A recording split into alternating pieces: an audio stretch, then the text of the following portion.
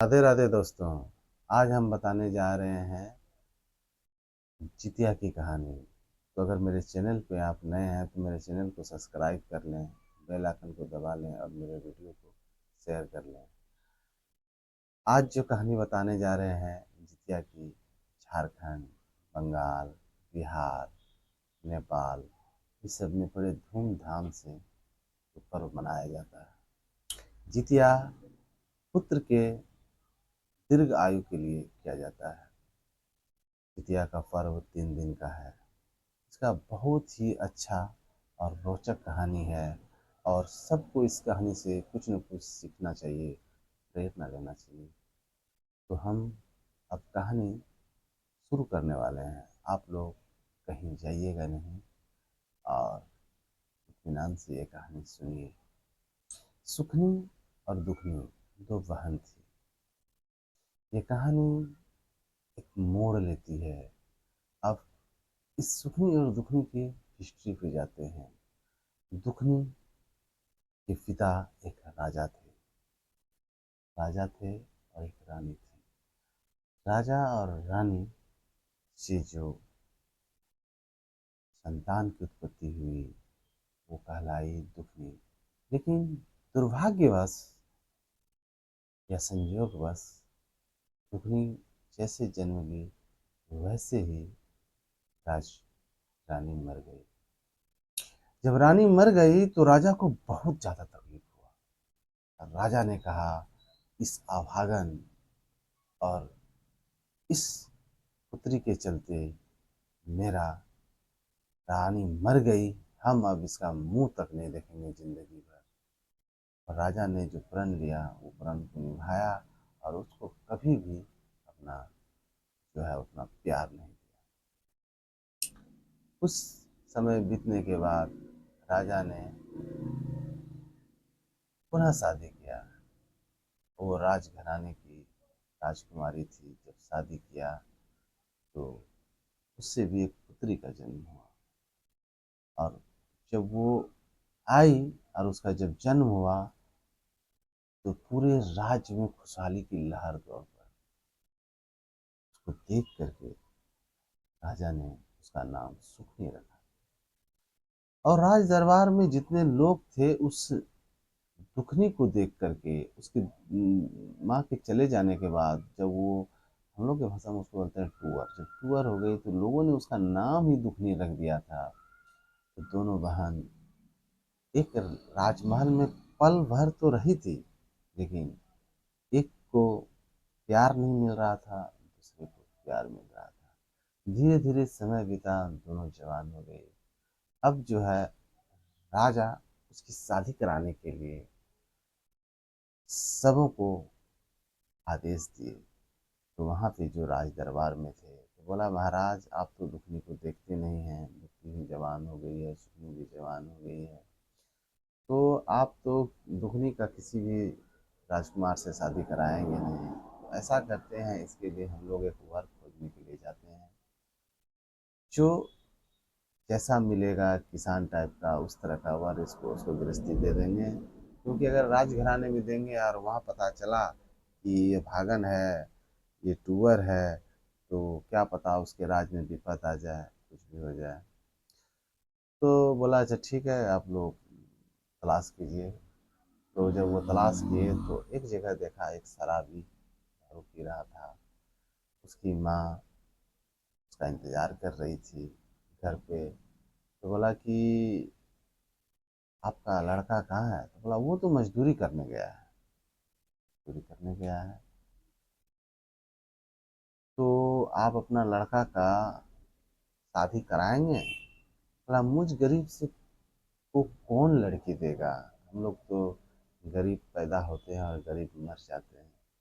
बोला नहीं, एक राजकुमार री जो है का शादी कराना है, उसका नाम दुखनी है, आपको दहेज में 1 रुपया नहीं मिलेगा। लेकिन वो लड़की बहुत संस्कारी है, पढ़ी लिखी है, सारा काम जानती है, लेकिन अभागन है, उसकी माँ मर गई है। राजा भी उसको नहीं मानते हैं। लेकिन जब आपके घर पे आएगी तो सब कुछ ठीक हो जाएगा। तो बोला अगर ऐसा बात है तो मंजूर है, हमको शादी करा दिया जाए। कहने के साथ ही कुछ दिनों के बाद उसका शादी हो गया। उसी तरह एक दूसरे राजकुमार से सुखनी का भी शादी हो गया। दोनों सुखी संपन्न रहने लगे। लेकिन सुखनी को अचानक जो है याद आ गई अपनी बहन दुखनी की। बोला कि दुखनी किस हाल में रहती है, जरा मैं भी जाके देखूं।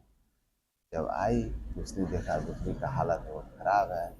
वो उस दिन वहां से चली गई। दुखनी को रोज उसका पति मारता था, पीटता था। और दुखनी अपनी सास का बहुत सेवा करती थी, उसका पाँव दबाती थी, बालों में कंघी करती थी, उसे बहुत ज़्यादा मानती थी। दोनों का संबंध बेटी और माँ जैसा हो गया था। उसने बोला माँ जी, घर तो इतना कम पैसे से चलता नहीं है, जो पैसा कमाते हैं दारू में उड़ा देते हैं। एक टाइम का खाना होता है, ऐसा करते हैं, मेरी बहन मिलने आई थी, हम अपनी बहन के पास जाते हैं, हो सके तो कुछ काम मांग लेंगे, अगर राज घराने में कुछ काम होगा तो हम वहाँ से काम करेंगे तो कुछ मिल जाएगा खाने के लिए। तो बोला अच्छा ऐसा है तो तुम जा सकती हो। दुखनी चली गई राजमहल। राजमहल में अपनी बहन को सारी कहानी बताई। उसकी बहन ने बोली ठीक है, जो दासी करती है आप भी काम कीजिए। वो करने लगी। इसी इसी क्रम में जो है जितिया का पर्व आया। जितिया का पर्व आया तो वो अपनी सास से पूछी, तो सास ने बताया कि जितिया का पर्व जो है पुत्र के दीर्घायु के लिए किया जाता है। तब तक में दुखनी को दो संतान हो चुके थे, एक पुत्र था एक पुत्री था। तो परिवार बढ़ते गया तो काम का बोझ भी बढ़ते गया। तो बोला कि ठीक है माँ जी, अगर ऐसा है तो हम जितिया का पर्व करेंगे, जितिया माँ को मनाएंगे, जितिया माँ का पर्व करेंगे। तो उसके लिए बोला कि 3 दिन का पर्व होता है बहू। पहला दिन जो है आपको नहान खान करके उसको पूजा करना है, दूसरा दिन आपको निर्जल रहना है यानी भूखे रहना है, तीसरा दिन इसका पालन करना है। तो बोला ठीक है माँ जी, ये तो हम करेंगे। तो वो चली गई अपनी बहन के पास, बोली कि आज जितिया है, हमको कुछ पैसा दिया जाए ताकि हम कुछ सामान खरीदेंगे। तो बोली ओ ये जितिया करेगी। वो इसके प्रति बहुत जलती थी, क्योंकि वो उसी तरह के माहौल में रही थी, हमेशा इसको प्रताड़ना करती थी। उसने पैसा उसको नहीं दिया तो वो गुस्सा से आ गई घर और कुछ नहीं बोली। बोली कि हमको जाना है, हमको काम है। और वो आ गई घर और घर में रस्सी उठाई और कुल्हाड़ी उठाई, चल गई जंगल की ओर। बोला बोला जो उसकी सास पूछी कहाँ जा रही हो बहू। बोला माँ जी, आप हम किसी के घर में दासी नहीं रहेंगे, क्योंकि लोग हमको बहुत प्रताड़ित करते हैं। जब जरूरत होता है पैसा नहीं देते हैं। और आज जितिया का नहान खान का पर्व है और आज हमको जो है पूजा करना है, नहाना है, अपने बेटे के लिए व्रत रखना है, जितिया माँ को मनाना है। हम जा रहे हैं, लकड़ी काट के लाएंगे और वहाँ से लकड़ी बेचेंगे और उससे जो खरीद के लाएंगे और घर में हम लोग जितिया मनाएंगे। तो वो चली गई तो रास्ते में जाते जाते जंगल में एक गर्भवती गाय मिली। गाय बोलती है दुखनी, कहाँ जा रही हो? देखो हमको जो है प्रसव से हम परेशान हैं, हमको बछड़ा होने वाला है, बच्चा होने वाला है, जो हमको थोड़ा सा जो है तुम मदद कर दो। तो दुखनी तो बहुत नेक स्वभाव की थी। वो तुरंत जो है उसका पेट सहलाने लगी। धीरे धीरे बोला दुखनी, मेरे हाथों में तो जादू है। और उसका बहुत सेवा की। जब सेवा की गौ माता का तो बछड़ा ने जन्म दिया। तो बोला कि गौ माता आप तो बछड़ा जन्म दे दिया है, अब इसको दूध दूध पिलाइए, अब हम आगे जाते हैं, हमको काम है। बोला ठीक है बेटी, जब उधर से लौटोगे तो हमको भेंट कर लेना। जब आगे गई तो जाते जाते देखा कि एक नागिन जो है फन लेके नीचे डस रही है जमीन पे। तो बोला कहाँ जा रही हो दुखनी? तो वो बोली "अ, नाग माता हम तो जा रहे हैं आगे जंगल में लकड़ी लाने के लिए। बोला देखो ना मेरे केचुआ जो है ना हट नहीं रहा है 10 साल से। बोला कि अभी हम छुड़ा देते हैं। कहते हमारे पास आओगी, हमारे पास तो लोग डरते हैं। कहते डरते क्यों हैं, हमने तो आपको कुछ किया नहीं है, तो फिर डरने का क्या बात है। तो दुखनी ने उसका केचुआ छुड़ा दिया। बोला कि अब हमको अच्छा लग रहा है, वो चढ़ने फिरने लगी। तो बोला कि अब हमको जाने दीजिए नाग माता। तो बोला कि जा तो रही हो। अ, नागिन ने बोला जा तो रही हो, जब उधर से लौटोगी तो हमसे भेंट कर लेना। ऐसा फिर जाते जाते आगे जंगल में एक बूढ़ी मिली। मक्खी भिनभिना रहा था, बैठी थी, चल नहीं सक चल फिर नहीं पा रही थी। बोला कहाँ जा रही हो। वो साक्षात जितिया माँ थी। बोला कहाँ जा रही हो। बोला हम जंगल में लकड़ी काटने जा रहे हैं माता, माँ जी, सो हमको जाने दीजिए। बोला कि ठीक है, तुम दुखनी चली जाना, पहले हमको झोपड़ी तक पहुँचा दो, हमको जो है ना चला नहीं जा रहा है। तो उसने पकड़ के पहुँचा दिया। बोला देखो मेरे बालों में थोड़ा जो है ना कंघी मार दो, देखो मेरा बाल में जो है ना ये हो गया है, शैम्पू वम्पू से नहा दो। हमने सब कुछ कर दिया। बोला अब तो हम सब कुछ कर दिए माँ जी, अब हमको जाने दो। तो बोला कि ठीक है, जा रही हो, वो खुट्टी में टंगा हुआ एक पोटरी है, तुम उसको ले लो, और वो पोटरी तुम घर पे खोलना, और शाम हो रहा है, तुम जाओ जल्दी, क्योंकि तुम तो जितिया भी कर रही हो ना। बोला हाँ माँ, हम तो जितिया भी कर रहे हैं, जल्दी जाएंगे जल्दी। वहाँ पे फिर पूजा पाठ करना भी। मतलब फिर वहाँ से लौटी हूँ, जब लौटने लगी तो देखा कि नागिन बोली कि अरे दुखनी तुम जा रही हो बिना हमको से मिले। बोला नहीं नहीं, हमको थोड़ा जल्दी है। बोला नहीं नहीं, बैठ जाओ बैठ जाओ। बोला जब जा ही रही हो तो ये लो नागमणि। वो नागमणि अपना निकाल के दुखनी को दी। बोला अपने घर पे रख देना, तुम्हारा बरकत होगा। और इसके बाद जब ठीक बोला तो ठीक है नागिन जी, हम जा रहे हैं। तो फिर वो जाने लगी। जाते जाते फिर जो है उसको वही गौ माता मिली। तो बोली फिर जा रही थी। बोला गौ माता बोली कि हमसे बिना बात किए जा रही हो। बोला नहीं नहीं, हमको और भी काम है। तो बोला आ जाओ।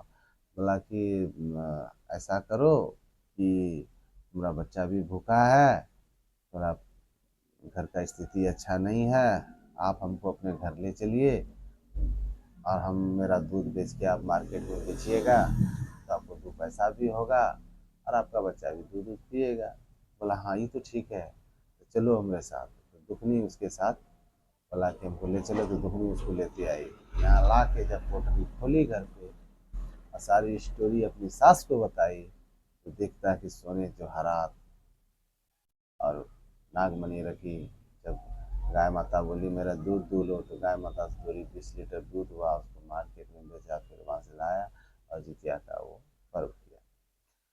जब बहुत समय हो गया, जब सुखनी को बर्दाश्त नहीं हुआ कि अभी तक दुखनी आई क्यों नहीं, तो वो आई तमतमाते हुए। बोला कि इतना धन संपत्ति कहाँ से आया तुम्हारे पास। तो उसने सारा स्टोरी बताया। बोला कि ठीक है, अगर ये बात सच है। तो वो गई अपने राजमहल। बोला हमको भी माँ जी को कुल्हाड़ी और को रस्सी दीजिए। और वो भी जंगल में गए। उसी तरह गाय का पीड़ा हो रहा था, क्योंकि वो भगवान की परीक्षा थी, तो गाय का पीड़ा हो रहा था। बोला हमारा डिलीवरी करा दो, हमको जो है ना बच्चा होने वाला। बोला मैं राजकुमारी हूँ और मैं आपको छूने जाऊंगी, नहीं, मेरा नाम सुखनी है, हम किसी को नहीं छुएंगे, मेरे पास दासियां हैं बहुतों करने वाला। फिर आगे गई। नागिन बोला कि मेरा जो है ना केचवा छोड़ा दो। बोला नागिन तुमको केचवा, तुमको तो मारेंगे। और उसको पत्थर लेके मार दिया। और नागिन उसी तरह जो है वहीं पे पड़ल रह गई। फिर आगे गई। बुढ़िया बोली कि हमको जो है मेरे कुटिया तक छोड़ दो। बोला अरे बुढ़िया, रात दिन जो है हमारे पीछे नौकरानी खटती है, और हम तुमको आगे पीछे करेंगे। जब ये गई उस कुटिया में, तो देखा कि पोटली था, पोटली लेके आ गई। आने के साथ जो है ना बोला सासू माँ हम बहुत और अमीर हो जाएंगे, हम पोटली लाए हैं। अब जैसे पोटली खोला, बहुत कीड़ा निकला। इतना कीड़ा निकला कि उस कीड़े से डर से सब कोई छोड़ के महल से भागने लगा। और महल में आग लग गया और महल जल के राख हो गया।